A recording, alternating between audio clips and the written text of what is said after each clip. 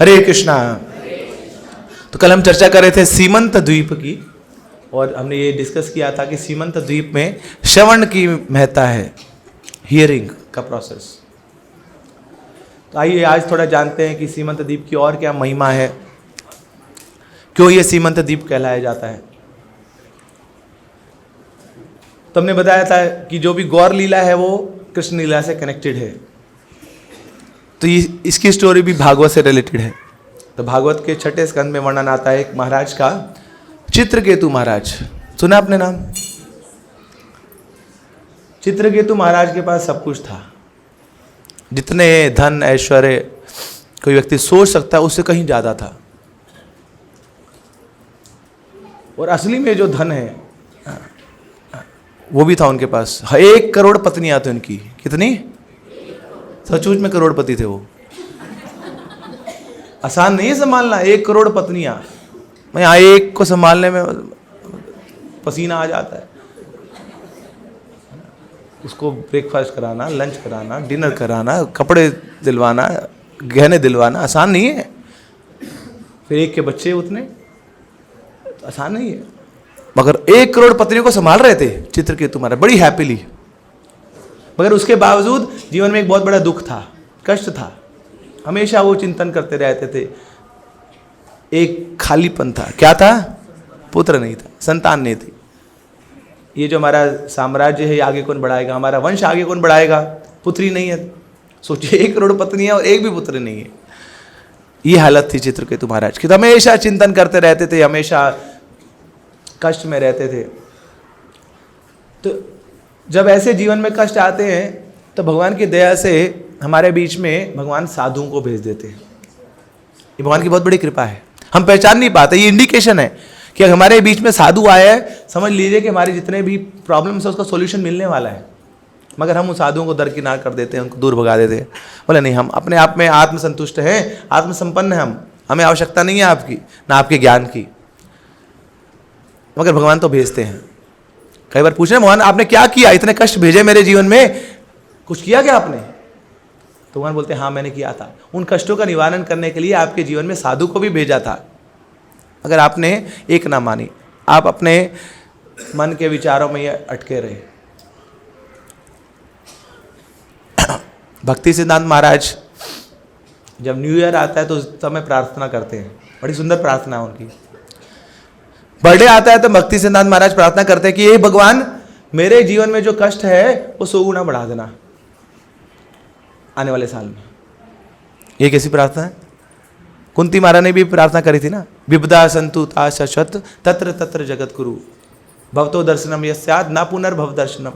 कि भगवान मेरे जीवन में कष्ट दो, कष्ट दो।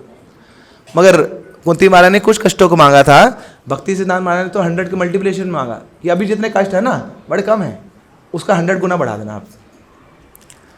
फिर एक प्रार्थना नहीं, उनकी 3 प्रार्थनाएं। तो ये प्रार्थना करते हैं, उसके साथ एक दूसरी प्रार्थना करते हैं कि भगवान मेरे कष्टों को तो 100 गुना बढ़ा देना, मगर उन कष्टों को सहन करने की शक्ति भी 1000 गुना बढ़ा देना, ताकि वो कष्ट आए और चले, मुझे पता भी नहीं लगेगा। तो सहन शक्ति बढ़ा देना।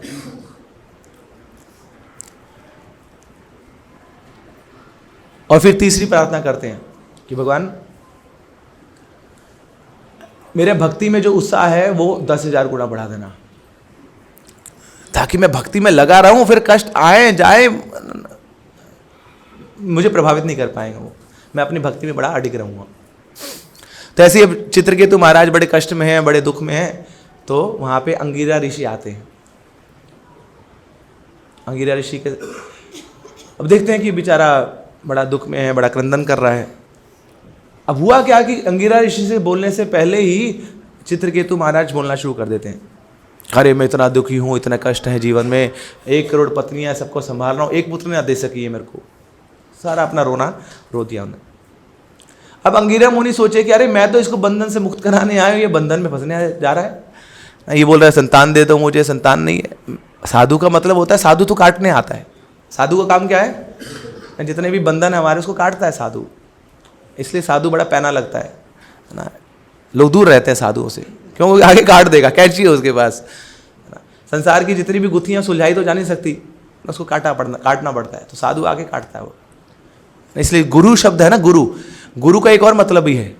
गुरु का मतलब होता है, एक मतलब होता है गु शब्दस्तु अंधकार स्यात् रु शब्दस्त तन निरोधकात्, कि जो हमारे जीवन से अंधकार को दूर करता है और जो हमारे जीवन में प्रकाश लाता है, ये गुरु का मतलब है। जो हमारे जीवन से अज्ञानता दूर करता है और ज्ञान का प्रकाश लाता है, वो गुरु है। और गुरु का एक और मतलब है, गुरु मीन्स हैवी, जो बड़ा भारी पड़ता है हमारे ऊपर, हमारी इच्छाओं के ऊपर, हमारी भोग वृत्ति के ऊपर जो भारी पड़ता है, वो है गुरु। तो अंगिरा ऋषि आके देखते, अरे ना, इसको तो मैं बचाना चाहता था और फंसना चाहता है। तो उस समय अब ज़्यादा प्रचार नहीं किया अंगिरा ऋषि ने उसको, क्योंकि प्रचार तो समय काल और परिस्थिति के अनुसार होता है, सामने वाले को देखा जाता है। जब लोहा गर्म हुआ था तभी ठोकना है उसको, हर स्थिति में प्रचार नहीं कर सकते। ये बेचारा ये तो मांगना चाहता है, मैं इसको क्या प्रचार करूं। तो उस समय अंगिरा मुनि रुक गए। अब इसने इतनी तीव्र इच्छा प्रकट करी कि मुझे पुत्र चाहिए। अब साधु तो क्या करता है, इच्छाएं पूर्ण भी करता है, चिंतामणि होता है, वो वांछा कल्पतरु होता है। तो अंगिरा ऋषि की इच्छा पूरी करी, ठीक है, एक रानी से तुम्हें पुत्र उत्पन्न होगा, मगर उसका नाम होगा हर्ष शोका। क्यों? हर्ष भी देगा, शोक भी देगा। बोले नहीं, अभी मेरे को अब दे दो पुत्र, बाकी नामकरण बाद में देखेंगे, जो होगा बाद में देखेंगे, अभी तो पुत्र दे दो मुझे। इसकी पुत्र की लालसा है, बड़े साल वेट कर लिया मैंने। तब पुत्र उत्पन्न हुआ, और जैसे ही एक रानी से पुत्र उत्पन्न हुआ तो बाकी रानी ईर्ष्या करने लगी उस रानी से, और फिर जहर मिला के उस पुत्र को मरवा दिया उन रानियों ने। अब ये जो हर्ष आया था जीवन में, ये शोक में बदल गया। अब फिर दोबारा से चित्रकेतु महाराज बड़े कष्ट में हैं, बड़े दुख में हैं। तब क्या किया है, फिर पुनः से अंगिरा ऋषि आते हैं। अब अकेले नहीं आते, एक फ्रेंड को साथ लेकर, नारद मुनि को साथ लेके आते। और अब जान गए कि अब सही समय है प्रचार करने का, क्योंकि अब असली कष्ट में है, ये दुख में है।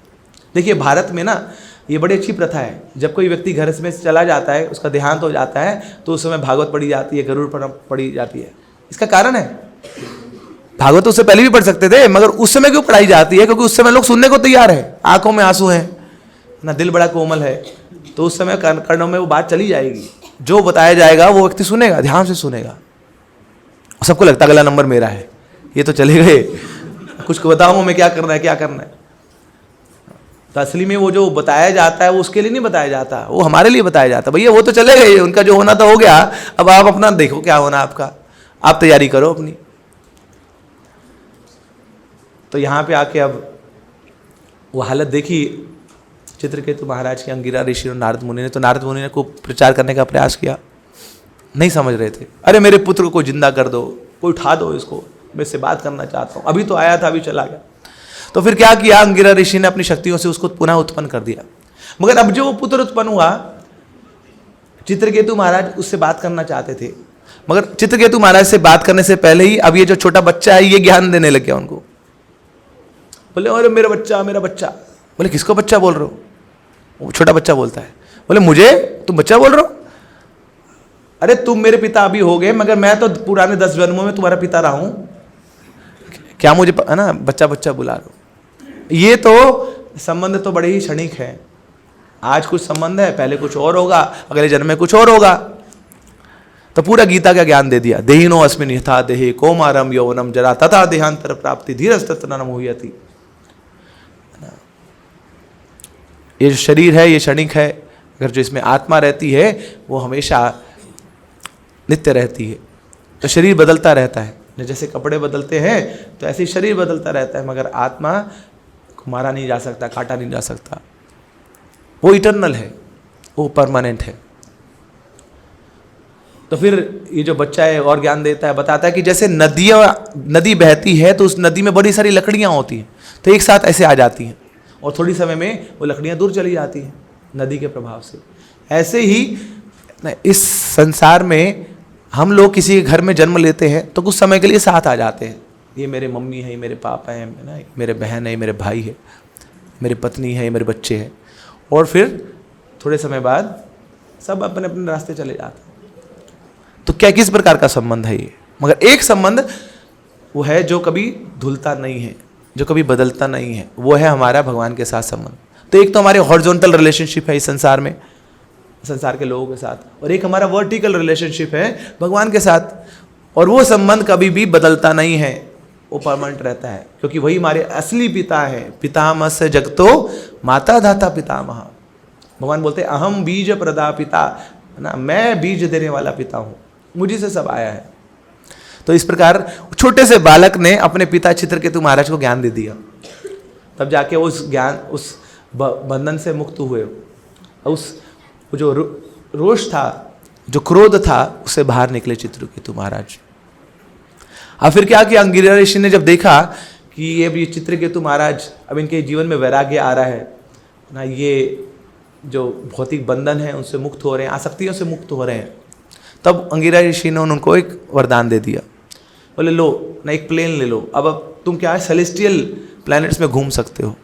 अब चित्रकेतु महाराज के पर लगे, अब वो ऊपर के लोकों में घूमते थे, जहाँ जहाँ कथाएं होती थी वहाँ चले जाते थे, ऊपर के लोकों में बड़े बड़े देवी देवताओं से मिलते थे। तो एक बार की बात है, एक वन में कथा चल रही थी, वो साक्षात शिव जी कथा कर रहे थे वहाँ पे। तो ये पहुँच गए वहाँ पे, डाउनलोड हो गए, कथा सुननी है, शिव जी कथा कर रहे हैं। मगर देखा कि शिव जी कैसे कथा कर रहे हैं, सारे वहाँ पे वैरागी लोग बैठे हैं, ऋषि मुनि सब कुछ छोड़ छाड़ के वहाँ पे कथा सुन रहे हैं। मगर शिव जी क्या है, अब शिव जी तो गृहस्थ है, तो शिव जी ने क्या किया, पार्वती को अपनी जंगा पे बिठाया हुआ है, और इन सारे वैरागी लोगों को कथा कर रहे हैं, और सब वैरागी लोग सुन रहे हैं शिव जी से। तो इतने में ये जो चित्रकेतु महाराज ने ऐसी जोक मार दिया, बोले देखो ना कैसा आ सकता है ये शिव जी ना, ये भोलेनाथ, लोग इनको भोलेनाथ मानते हैं मगर असली में भोला नहीं है ना, ये तो चालाकी कर रहा है यहाँ पे, खुद गृहस्थ होके ना ऐसे आसक्त होके पार्वती को जंगा पे बिठा के कथा कर रहा है। ये कौन सा स्टाइल है भाई कथा करने का? ठीक है बिठाना, साथ में बिठा लो इधर ना, इतनी भी क्या आ सकती है, यहीं पे फोटो खिंचानी है आपको जंगा पे बिठा के, और फिर सबको ना कथा बतानी है। तो उनका एक बड़ा साख्य संबंध था शिव जी के साथ, तो ऐसी जोक मार रहे थे। मगर ये बात सुन ली पार्वती ने, तो ये सुन के बड़ी रुष्ट हो गई, अरे मेरे पति के बारे में ऐसा बोला, अरे कितने महान है मेरे पति और कितने बड़े वैरागी हैं। अरे भैया कुछ नहीं था जब शादी होके आई थी, मैं बड़ी मुश्किल से बोल बोल के बोले घर ले लो ना, तो घर दिलवाया मेरे को जैसे तैसे ना। वैसे तो ये सब ये नंग धड़ंग लोगों के बीच में रहते हैं, भूत प्रेतों के बीच में रहते हैं ना, क्या इनको घर की रहना तो कोई अकल नहीं है। तो बोल बोल के बोले घर दिलवा दो, बोले ईएमआई दे देंगे बाद में, किस्तों पे ले लो, पैसा नहीं है। तो बड़ी मुश्किल से मान गए, घर भी ले लिया। फिर एक दिन क्या हुआ, जब घर की हाउस वार्मिंग हो रही थी तो सब लोगों को बुलाया, सब ब्राह्मणों को बुलाया, सारे ब्राह्मण आए, उनको थोड़ा दान दक्षिणा दे रहे थे। फिर आखिरी में एक ब्राह्मण बचा, उसको बोले ब्राह्मण देव कुछ चाहिए आपको? बोले हाँ शिव जी आपका घर बड़ा अच्छा है, दोगे क्या?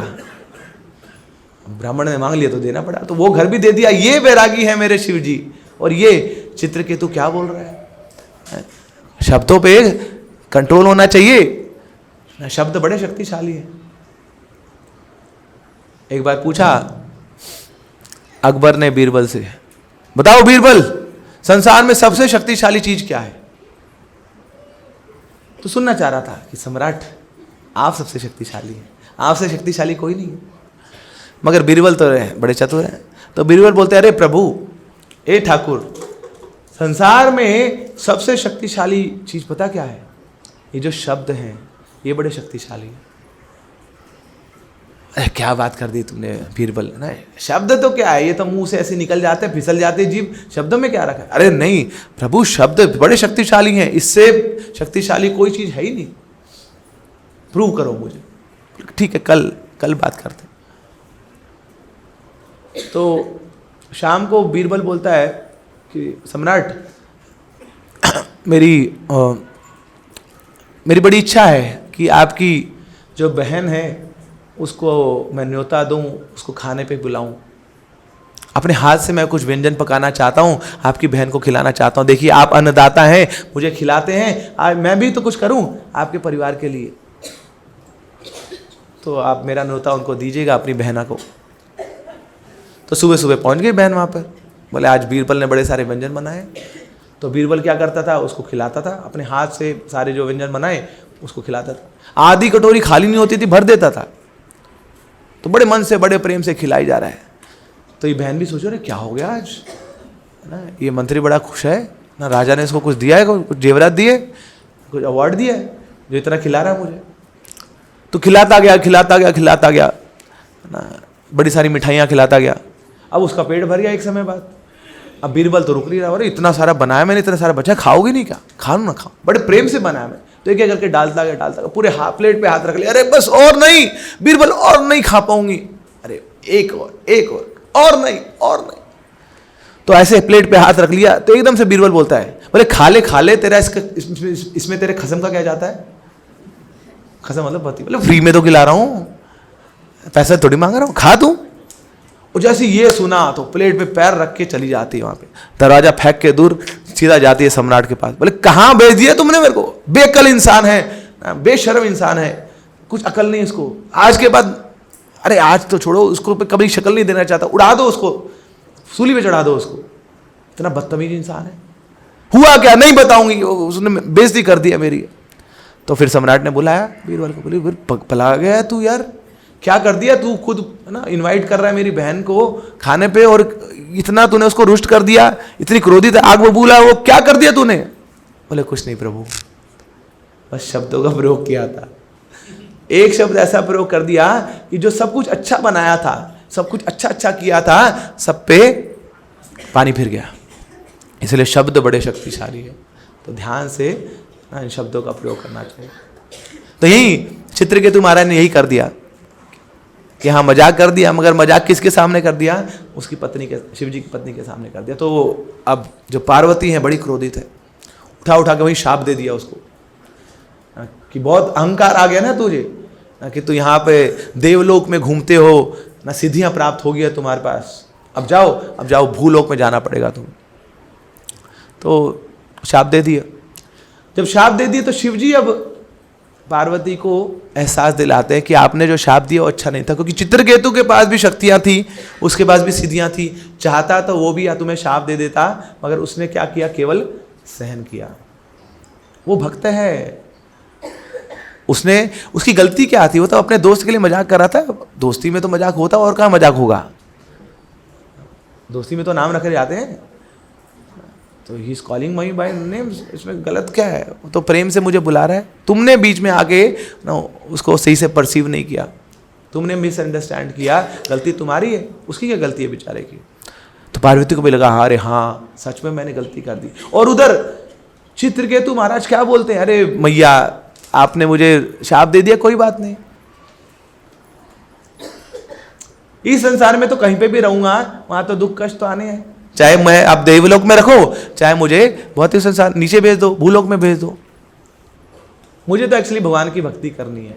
न नाक पृष्ठम न च पारमेष्ठम न सार्वभौमम न रसाधिपत्यम न पुनर्भवम वा, मुझे कुछ नहीं चाहिए, ना मुझे ऊपर के लोगों का आधिपत्य चाहिए, ना ही नीचे के लोगों का आधिपत्य चाहिए, ना ही संसार का आधिपत्य चाहिए, ना ही मुझे कुछ स्थितियां चाहिए, ना ही मुझे कोई मुक्ति चाहिए, नो, मुझे तो भक्ति चाहिए, भक्ति से ही भगवान प्रसन्न होते हैं। तो ये बातें जब सुनी पार्वती ने, अरे ये तो इतना बड़ा महान भक्त है, ये तो शास्त्रों से कोट कर रहा है, सब आता है इसको, मैं तो गलतफहमी में इसको शाप दे दिया, मेरा क्या होगा। तो इस प्रकार चिंतन कर रही हैं, आत्ममंथन कर रही हैं, ये बहुत बड़ा अपराध कर दिया मैंने, अब क्या होगा मेरा। फिर एक दिन की बात है कि पार्वती ऐसी चिंतन कर रही थी, सामने देखा कि शिवजी ना कुछ अलग से नृत्य कर रहे हैं और कुछ अलग से नाम ले रहे हैं। क्या नाम ले रहे हैं? गौरंगा गौरंगा गौरंगा गौरंगा गौरंगा गौरंगा गौरंगा निताई गौरंगा निताई गौरंगा हो निताई गौरंगा निताई गौरंगा। तो पार्वती बोलती अरे ये कुछ अलग से नाम नहीं ले रहे आप, मैंने सुना है आपको, आप कृष्ण के नाम लेते हो, आप राम के नाम लेते हो, मगर आज ये कौन सा नाम ले रहे हो? तुम पुनि राम नाम दिन राती सादर जपहूं अनंग अराती। बार बार आप ये राम और कृष्ण का नाम तो लेते रहते हो, ये मेरे लिए बड़ा रूटीन है सुनना, मगर आज ये निताई गौरंगा का नाम ले रहे हो, क्या है ये कौन है ये? तो शिव जी चैतन्य महाप्रभु के बारे में उनको बताते हैं। तो पार्वती बड़ी आकर्षित हो जाती है कि अरे वो कृष्ण वो गौरांग रूप में आएंगे, कितना ही अद्भुत रूप है ये। तब पार्वती बड़ी आसक्त हो जाती है। कृष्ण तो वैसे ही बड़े आकर्षक हैं, सर्व आकर्षक कृष्ण है, मगर वो सर्व आकर्षक कृष्ण ऐसे रूप में आए जो मोल्टन गोल्ड के समान है, पिघले सोने के सदृश है, बहुत लंबे बहुत विशाल हैं और भक्त के रूप में आ रहे हैं। तो जब ये पूरी डिस्क्रिप्शन सुनी पार्वती मैया ने तो बड़ी आकर्षित हो गई। अब वो भी गौरंग का नाम लेने लगी और फिर श्री स्वयं चैतन्य महाप्रभु पार्वती के समक्ष प्रकट हो जाते हैं। और अब चैतन्य महाप्रभु पार्वती को उससे पूछते हैं कि बताइए क्या इच्छा है, आप मेरा नाम ले रहे हैं, मैं आपकी इच्छा पूर्ण करना चाहता हूँ। तो पार्वती बोलती है देखो मेरे बहुत चिंतन में हूँ, एक तो बेचारा ये भक्त था आपका चित्रकेतु, इसके प्रति मैंने अपराध कर दिया, कोई गलती नहीं थी इसकी ना, मैं क्षमा याचना करना चाहती हूँ उसके लिए। और दूसरा कि भगवान आपने मुझे क्या सेवा दी हुई है, एक ही सेवा है कि जो आपके ईर्ष्यालु लोग हैं, द्वेषी लोग हैं, उनको दूर भगाना। आपने मुझे महामाया के रूप में ये सेवा दे रखी है कि आपके जो विमुख जो लोग हैं उनको हमेशा माया में ढकती रहती हूँ, मैं आपसे मैं दूर रखती हूँ उनको, ये कोई सेवा है? अब मेरी इच्छा है कि अब मैं आपकी कुछ निजी सेवा करूँ। फिर चैतन्य महाप्रभु बड़े प्रसन्न होते हैं पार्वती मैया से और फिर उनको वरदान देते हैं कि चिंता मत करो कि जब कलयुग आएगा तो मैं यहाँ पर गौरंग के रूप में प्रकट होऊंगा नवदीप धाम में, और फिर मैं तुम्हें भी साथ लाऊंगा और तुम आओगी प्रौढ़ माया के रूप में, तुम मेरे धाम में ही निवास करोगी और तुम मेरी सारी लीलाओं को विटनेस करोगी, सारी लीलाओं को तुम दर्शन करोगी, तो तुम इस प्रकार मेरी निजी रूप में सेवा कर पाओगी। तो इस प्रकार भगवान गौरंग महाप्रभु पार्वती का भी उद्धार करते हैं, उसको सौभाग्य प्रदान करते हैं। तो चैतन्य महाप्रभु के एक बड़े ही महान भक्त हैं शिवानंद सेन। चैतन्य महाप्रभु जब नवदीप से पुरी चले गए संन्यास लेने के बाद, तो नवदीप वासी बहुत विरह महसूस करते थे महाप्रभु से, दिन रात सुबह शाम रात दिन उन्हीं का चिंतन चलता रहता था। तो एक पूरे साल भर में एक मौका आता था जब उनको मिलने का एक मौका मिलता था चैतन्य महाप्रभु से, वो था जगन्नाथ रथ यात्रा। साल में एक बार आती है गर्मी के समय में, तो उस समय ये नवदीप वासी जाते थे नवदीप से जगन्नाथपुरी की ओर, और 4 महीना वहां पे रुकते थे, जो भी वर्षा का महीने है, चातुर्मास के पुरी में रुकते थे। और यहाँ नवदीप से जगन्नाथपुरी जाने में उनको 1 महीना लग जाता था। तो 1 महीना जाने का लगता था, 4 महीना वहां पे रुकते थे, 1 महीना आने का लगता था। कितना महीना हो गया? तो 6 महीना तो ये निकल गया उसमें। और बाकी जो 6 महीने नवदीप में रहते थे, उन 6 महीनों में भी तैयारी करते रहते थे पूरी जाने की, महाप्रभु का चिंतन करते रहते। तो पूरे साल क्या थे वो?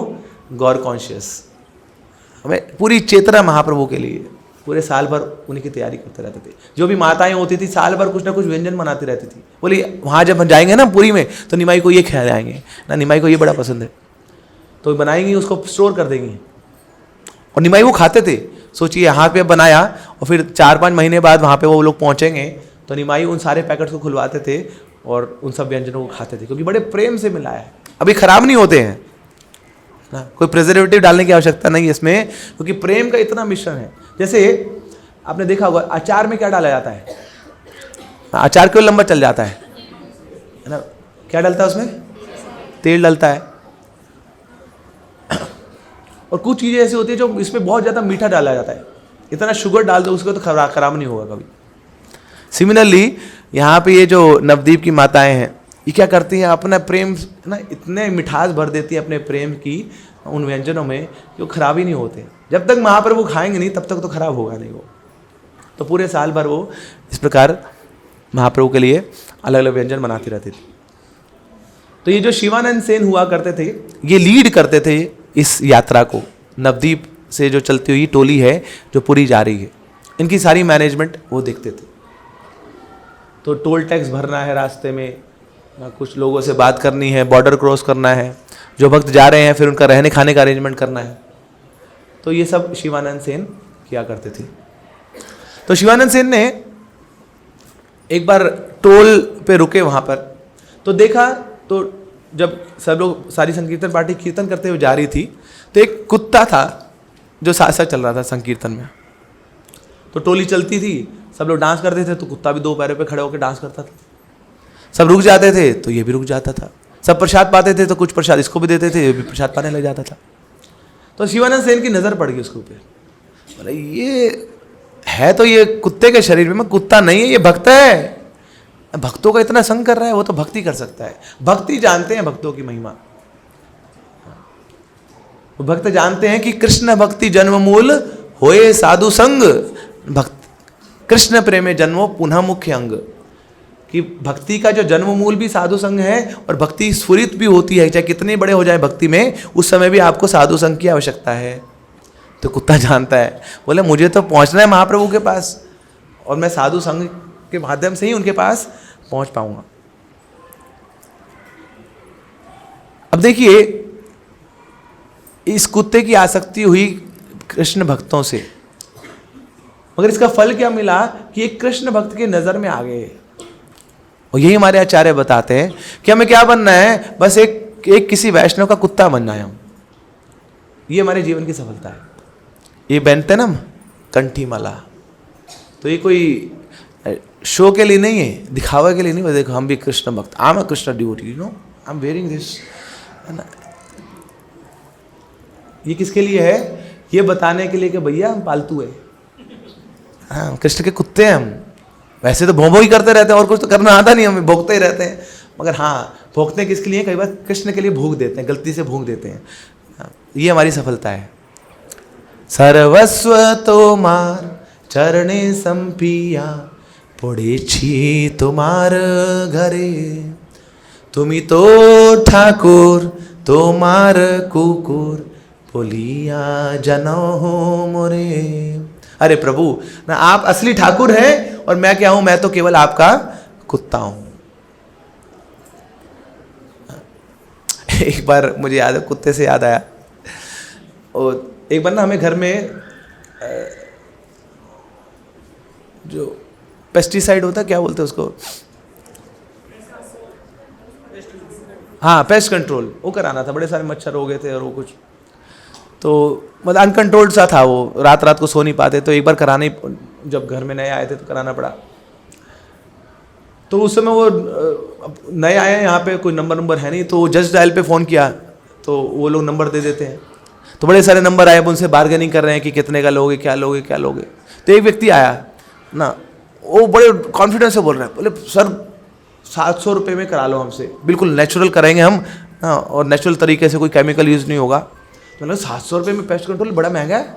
तो बोलता है अरे सर करा लो, मेरी बात मान लो, अगर इससे कम कोई देगा तो मेरे नाम का कुत्ता पाल लेना आप। तो पहली बात अब सुना था, मेरे नाम का कुत्ता पाल लेना। तो ये अच्छी उपाधि है ना वैष्णवों के लिए, तो कि कुत्ता बन जाए हम वैष्णव का। क्या करूँगा मैं कि जब भी आप बुलाओगे ओ टॉमी, तो मैं दौड़ा दौड़ जाऊँगा आपके पास, है ना। फिर जो आज्ञा देंगे वो सारी आज्ञा मैं पूरी कर दूंगा, नाच खेल के हंस के, है ना। और फिर क्या करूंगा, चौखट पे बैठा रहूंगा, और जो भी आपके ईर्ष्यालु लोग होंगे, जो आपसे आपकी निंदा करते होंगे, जो देशी लोग होंगे, उनको खदेड़ दूंगा, भोंकते भोंकते उनको दूर भगा दूंगा। और फिर आप जो खाएंगे उसके बाद जो भी बचेगा ना, जो भी आपका उचिष्ट होगा वो मुझे दे देना, उससे मेरा पालन पोषण हो जाएगा। तो ये प्रार्थना कौन कर रहे हैं पता है? भक्तिविनोद ठाकुर, सप्तम गोस्वामी है वो ना। वो ये प्रार्थना कर रहे हैं कि भगवान मुझे अपना ना बस कुत्ता बना लो, है ना। भक्त तो बहुत बड़ी उपाधि है, आप अपने नाम का बस मुझे छोटा सा कुत्ता बना लो, आपकी सेवा कर लो मैं। तो ये जो कुत्ता था गौर लीला में शिवानंद सेन की नजरों में आ गया। अब शिवानंद सेन उसका चिंतन कर रहे हैं, लोगों से पूछ रहे उसे, तुमने खाना खाया?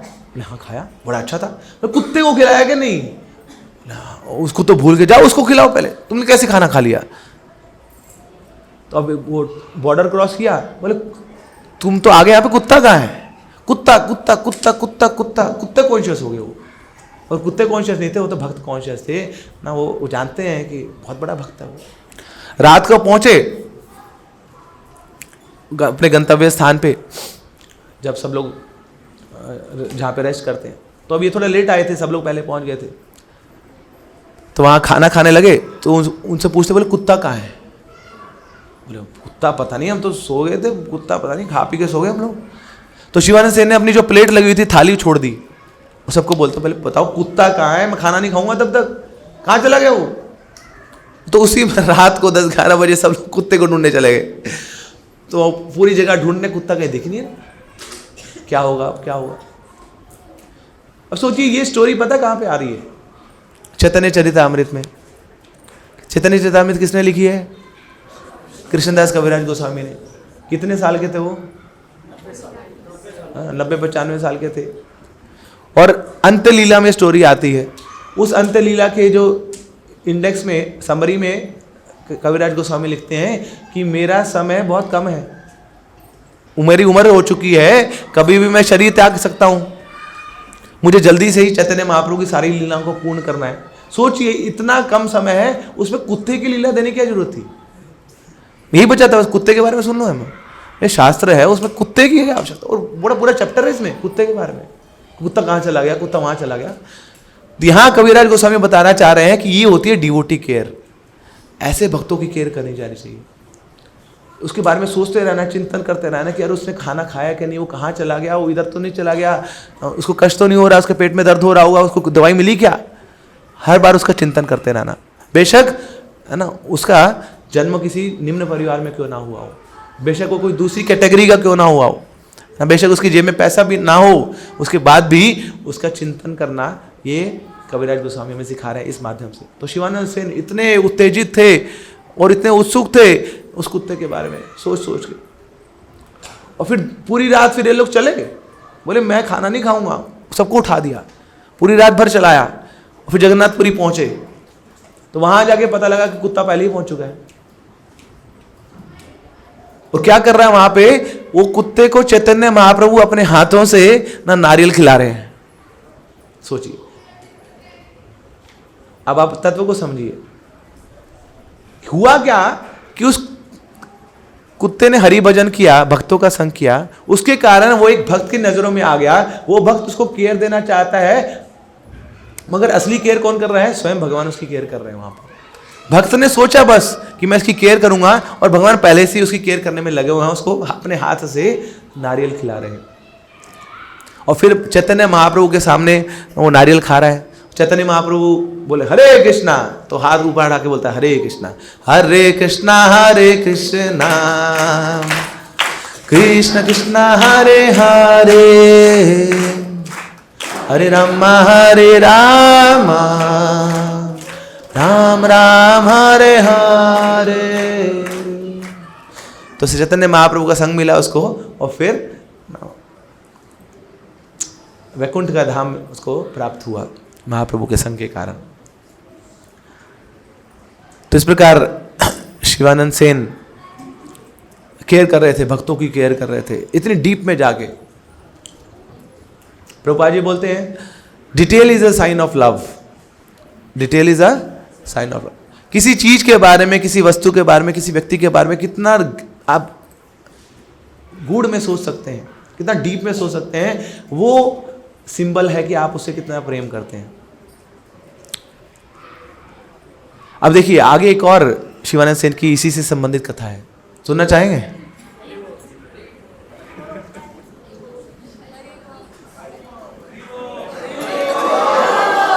ठीक है, 5 मिनट्स ओनली, छोटी सी कथा है।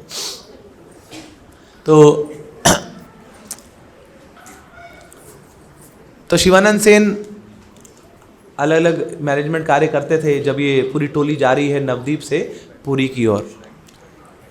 तो एक स्थान पर ऐसा आया कि नित्यानंद प्रभु पहले पहुंच चुके हैं वहां पर, शिवानंद सेन की पत्नी भी पहुंच चुकी है, बाकी सारे भक्त भी पहुंच चुके हैं, मगर शिवानंद सेन पीछे हैं क्योंकि वो टोल पे कुछ पंगा हो गया था, तो उसको सुलझा रहे थे वो। अब यहाँ नित्यानंद प्रभु बड़े क्रोधित हो गए, भूख लग रही है उनको। अब सोचिए बलराम जी हैं, भूख लग रही है उनको, अब सामने कुछ है नहीं, तो बलराम जी वही लक्ष्मण है जो बार बार अपने तरकश में हाथ दे देते थे, कोई कुछ भी बोल दे तो बम फटता था इनका। तब यहाँ खाने को नहीं मिल रहा कुछ, और वहाँ पेड़ की कोई छांव भी नहीं है। कहाँ है ये शिवानंद? कुछ जानना चाहिए ना, हम लोग सब यहाँ पहुंच चुके हैं, पहले से अरेंजमेंट कुछ करना चाहिए, व्यवस्था करनी चाहिए, सब भूखे हैं यहाँ पर, ना कुछ रहने की व्यवस्था नहीं है। तो खूब भला बुरा बोलने लगे शिवानंद सेन के बारे में। मैं शाप देता हूँ शिवानंद सेन को, इसके तीनों बच्चे मर जाएं। और जैसे ये सुना तो शिवानंद सेन की पत्नी वो तो रोने लगी, क्रंदन करने लगी, अरे हाय हाय हाय, अनर्थ हो गया, नित्यानंद ने क्या शाप दे दिया। तो जैसे ही शिवानंद सेन वहां पे पहुंचे तो देखा तो पत्नी रो रही है, जोर जोर से क्रंदन कर रही है, क्या हो गया क्या हो गया। तो पत्नी ने बताया कि तुम इतना लेट क्यों आ गए, यहाँ पे नित्यानंद प्रभु बड़े क्रोधित हैं, उनको खाने को नहीं मिला है, उनको भोग नहीं लगा है। तो तुरंत जाके सारी व्यवस्था करते हैं और फिर नित्यानंद प्रभु को बोलते हैं, आइए प्रभु आपके लिए सब तैयार है, आपके खाने की व्यवस्था भी हो चुकी है और आपके रहने की व्यवस्था भी हो चुकी है। तो जैसे ही वहाँ पर पहुँचे क्षमा याचना करने के लिए शिवानंद सेन जैसे ही पैरों में गिरते हैं नित्यानंद प्रभु के, तो नित्यानंद प्रभु क्या करते हैं, अपना पैर शिवानंद सेन की छाती में मारते हैं और दूर जाके गिरते हैं शिवानंद सेन। जब ये हुआ, ये इंसिडेंट हुआ, तो शिवानंद सेन नाचने लगे, जोर जोर से कूद मार रहे हैं, बोले प्रभु आज मेरा सौभाग्य आ गया ना, टुडे इज द डे ना, आज मेरा जीवन ये पूरा सफल हो गया। शिवानंद मैं तुम्हें मारा सबके सामने, मैं तुम्हें शाप दे रहा हूं, तुम यहाँ डांस कर रहे हो। बोले प्रभु ना, यही तो मेरे जीवन का औचित्य था कि आज नित्यानंद ने, वो जो स्वयं बलराम है, वो जो स्वयं अनंत शेष है, उन्होंने मुझे अपना दास स्वीकार किया है और ये मेरे दास का अभिमान है, मुझे और कुछ नहीं चाहिए। अर्थ न धर्म न काम रुचि न चाहूं निर्वाण, जन्म जन्म रति राम पद हे वरदान उनान। कि प्रभु मुझे तो ये वरदान दीजिए, मुझे कोई अर्थ नहीं चाहिए, मुझे कोई काम नहीं चाहिए, मुझे कोई अपने भोग की पूर्ति नहीं चाहिए, और ना ही मुझे कोई मुक्ति चाहिए, निर्वाण चाहिए। क्या चाहिए? जन्म जन्म रति राम पद।